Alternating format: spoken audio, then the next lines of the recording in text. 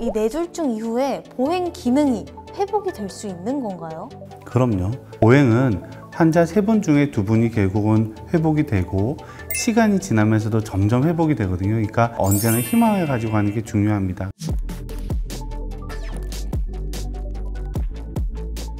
네, 안녕하세요. 오늘은 뇌졸중 이후에 발생할 수 있는 보행 장애와 이 재활 치료 방법에 대해 알아보는 시간을 가지겠습니다. 그래서 특별히 두 쌤을 모셨는데요. 안녕하세요. 안녕하세요. 네, 먼저 자기소개 임쌤부터 부탁드릴게요.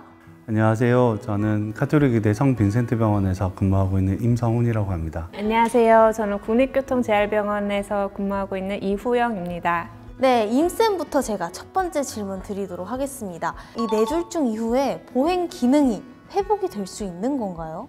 그럼요. 보행은 환자 3분 중에 2분이 결국은 회복이 되고 시간이 지나면서도 점점 회복이 되거든요. 그러니까 시간을 가지고 꾸준히 하면 충분히 더 좋아질 수 있고, 그리고 환자들 중에서 한 70% 정도는 보행을 할 수 있기 때문에 언제나 희망을 가지고 가는 게 중요합니다. 근데 처음에 뇌졸중 생기고 나면 환자들이 굉장히 걱정을 하고 스트레스를 받는데, 대부분 좋아진다더라, 시간을 가지고 꾸준히 하면 된다더라, 그렇게 생각하시고 열심히 치료를 하셨으면 좋겠습니다.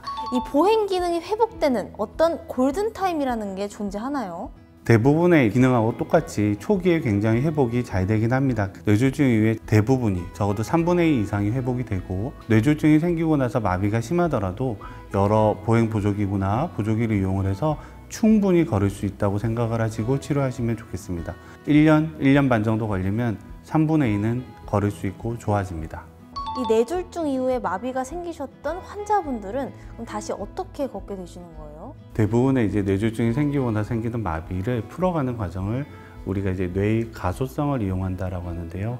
뇌졸중이 생기고 나서 손상이 되고 손상된 뇌에 의해서 마비가 생기더라도 백질이나 회백질이 같이 변화를 하면서 기능을 되찾을 수 있게 되고 회복을 하게 됩니다. 그걸 우리가 가소성이라고 하고, 이 가소성을 끌어내기 위해서 여러 가지 이제 재활치료 기법을 가지고 접근을 하게 됩니다. 네, 그럼 아까 백질 얘기를 하셨는데 정확히 백질이 뭐예요? 백질은 뭐냐면 세포에서 나오는 축삭, 컴퓨터로 따지면 전선줄이라고 생각할 수 있는데요. 근데 이 끊어진 전선줄 같은 것들이 재형성이 되면서 뇌가 회복을 하게 되는 과정을 얘기할 수 있습니다. 그럼 원래 있던 전선줄이 그 줄이 아니더라도 다른 줄로 이렇게 또 만들어지고 그러는 건가요? 그럼요. 사실 굉장히 중요한 개념이에요. 손상을 받은 뇌가 회복을 할 수 있느냐 없느냐인데, 여러 동물 실험, 여러 임상 실험을 통해 가지고 끊어져 있는 백질이 재생이 되고 연결성이 회복이 되고, 그리고 남아있는 회백질이 자기 기능을 좀 더 많은 기능을 할 수 있게 되고 좀 더 확장되는 것들이 밝혀지고 있고요. 그렇기 때문에 우리는 뇌가 다쳤더라도 더 많은 부분이 좋아질 수 있다라고 생각을 하고 편하게 치료를 받으시면 좋겠습니다. 2004년에 굉장히 유명한 연구가 나왔는데요. 저글링만 3개월 정도 연습을 했더니 뇌가 이제 일부 부위가 확장이 된 게 보였었고요. 그리고 어떤 경우는 이제 외국어를 공부를 시켰더니 백질이 굉장히 좀 활성화되더라는 연구도 있습니다. 근데 손상을 받게 되면 사람의 몸은 회복하려고 하는 능력이 굉장히 커지기 때문에 손상된 뇌졸중 이후의 뇌는 더 가소성이 활발해지고요. 그래서 초기부터 열심히 재활치료를 해야 됩니다라는 얘기를 하는 게, 이 여러 가지 치료를 통해서 결국은 뇌를 회복시키고 가소성을 끌어올리는 그 과정을 만들어가는 과정이다 생각하시면 좋겠습니다. 그럼 이 뇌졸중 이후에 생길 수 있는 이 보행 장애에 대한 재활 치료 어떤 것들이 있어요? 뇌졸중이 생기고 나면 쉽게 머리부터 이제 발끝까지 어떻게 치료를 할 거냐 생각할 수 있습니다. 뇌를 다쳤으니까 뇌 자체를 자극하기 위해서 전극 자극이나 자기 자극을 가지고요. 그걸 우리가 비침습적 뇌 자극술이라고 하는데, 손상받은 뇌 자체에다 자극을 해서 뇌를 끌어내기도 하고요.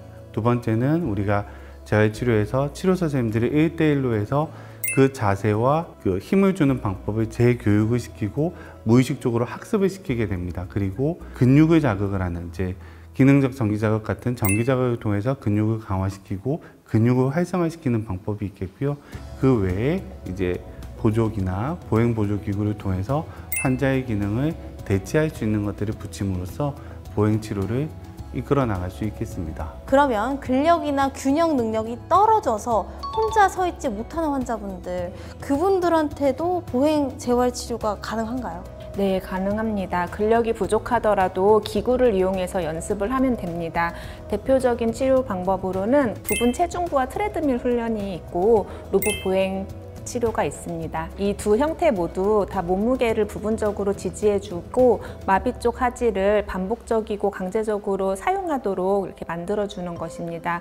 그리고 점차 이런 기구나 로봇의 어떤 보조를 점차 줄여주면서 본인의 몸무게를 실어서 점차 걸을 수 있도록 만들어주는 것입니다. 그래서 결국 이런 기구나 로봇, 이런 다양한 것들을 이용을 해서 환자분이 서고 걷고 하는 그런 반복적인 훈련과 연습을 통해서 뇌의 회복을 유도를 하는 것입니다. 뇌졸중 환자분들 있잖아요. 걸으실 때 보면요, 이게 발 뒤꿈치가 좀 들리거나 보행이 좀 불편한 점이 보이더라고요. 환자분들이 어떤 재활 치료를 받아야 이 뻣뻣해진 다리가 나을까요? 그런 경우에는 올바른 스트레칭과 보조기 착용, 그리고 체계적인 보행 훈련으로 경직으로 인한 이상 보행이 많이 치료가 됩니다. 그런데 경직이 조금 더 심한 경우에는 보툴리눔 독소 그 주사 치료를 생각해 볼 수 있는데요. 신경학적인 그런 검사를 한 후에 환자분들마다 개개인별로 어떤 상태나 목표를 종합적인 진료를 바탕으로 처방을 고려할 수 있습니다. 네, 이쌤 말씀 듣다가 좀 반가운 또 얘기가 있네요. 보툴리눔 독소, 보통 그 미용 목적으로 사용하는 주사 아닌가요? 네, 맞습니다. 걷는 동안 내내 발 뒤꿈치가 들리는 경우에는 그 비복근이라는 장단지 근육에 보툴리눔 독소 주사를 하면 경직이 좀 완화가 되고 발목발 보조기도 처방할 수 있습니다. 그리고 발가락 근육 경직이 심해서 발 앞쪽이라든지 발가락 통증을 많이 호소하시는 분들도 계시는데요. 이런 경우 꾸준한 스트레칭과 경직에 대한 약물 치료가 도움이 됩니다. 네, 그럼 이 보툴리눔 독소 보험 적용되나요? 아쉽게도 성인 뇌졸중 그 하지 경직에는 보툴리눔 독소가 그 건강보험 급여가 인정이 되지가 않습니다. 의약품 임상시험 실시기관이 아닌 이상 재활학과 의사 선생님들이 치료법을 선택하는 데 제한이 있는 실정입니다. 하지만 점차 그 뇌졸중 환자분들의 불편감을 해결하기 위해서 건강보험도 변화하지 않을까 기대를 해보고 있습니다. 발목에 착용하는 발목 발 보조기의 경우 많은 분들이 불편해서 좀 호불호가 있을 것 같은데요. 이 발목 발 보조기 어떤 도움을 받을 수 있을까요? 발목발 보조기가 사실 호불호가 많이 있습니다. 보조기라는 것 자체가 착용이 불편하기도 한데요. 발목발 보조기는 그래도 힘이 없을 때 발이 끌리거나 할 때 발목을 잡아줌으로써 안정적으로 서고 걸을 수 있게 만들어주고요. 우리가 발목만 잡아주지만 그럼에도 무릎 관절에서도 무릎 관절이 펴지는 힘을 좀 더 끌어올리기 때문에 서 있거나 걸을 때 훨씬 더 안정적으로 됩니다. 물론 이제 말씀하신 그 호불호의 문제 때문에 활동성이 좀 더 많으신 분들이거나 아니면 외모에 신경을 쓰신다면 좀 더 작게 만들고 5단에 넣을 수 있게 만들어서 환자가 받을 수 있는 스트레스를 줄이는 식으로 해서 굉장히 다양하게 이제 할 수 있는데 시기와 환자의 상태에 맞춰서 의논을 해가지고 가야지는 부분이라고 생각을 합니다. 네, 그럼 보조기도 이 환자분들 상태에 따라서 다양할 것 같아요. 초기에 서는 연습, 걷는 연습을 할 때는 좀 더 튼튼하고 잘 잡아주는 걸로, 잘 걸을 수 있을 때 발목 관절이 돌아가거나 아래쪽으로 끌리거나 하는 걸 잡아주기 위해서 좀 더 가벼운 걸 할 수 있겠고요. 오늘 유튜브에서 꼭 얘기 드리고 싶은 거는 이제 장애인 등록이 되고 나면 이 보조기가 3년에 한 번 정도 지원이 되어 있어서 내가 갖고 있는 보조기가 여러분들이 사용할 때 불편하시다면 지금 다시 좀 더 편한 방법이 있는지 의논하시고 바꾸어서 사용하셨으면 좋겠습니다. 오, 꿀팁이네요. 근데 제가 잘 알지는 못하지만 이 외출할 때 보조기를 착용하고 나간다? 불편할 것 같은데 이 신발 어떤 거 신는 게 좋을까요? 발목발 보조기를 신고 외출을 하실 때는 발 뒤꿈치의 그 높이가 좀 비슷해지도록 신발을 고르시는 것이 좋습니다. 보조기를 수월하게 신고 벗기 위해서는 테니스화가 가장 적합하고요. 정장 구두가 필요한 경우에는 길이를 반 치수 정도 길게 그리고 폭을 한 치수 정도 넓게 맞추시는 것이 보조기가 잘 들어갑니다. 그럼 축구화는요? 아쉽게도 축구화는 안 됩니다. 축구화는 발이 굉장히 자유로워져야 되잖아요. 그렇기 때문에 보조기를 넣었을 때 보조기는 딱딱하기 때문에 불편해지시고요. 신발이 너무 어려우시면 요즘 나오는 대부분의 이제 걷기 신발, 워킹슈라고 되어 있는 것들은 테니스화랑 유사한 형태를 띠고 있습니다. 그러니까 어떤 운동화를 살까 하면 그냥 청소년들이 제일 좋아할 만한 워킹슈를 산다라고 생각하시면 큰 무리가 없을 거라고 생각합니다. 저 오늘 이렇게 방송하니까요. 아, 우리 환자들 한 발짝 한 발짝 이 보행 치료에 대해서 두려움 없이 다가가셨으면 좋겠다라는 생각이 들었습니다. 오늘 두 쌤들 덕분에 이 뇌졸중 이후에 생길 수 있는 보행 장애 그리고 치료법에 대해서 자세히 알 수 있었네요. 아, 임쌤 마지막으로 하실 거 있으시잖아요. 구독과 좋아요, 알림 설정 부탁드립니다.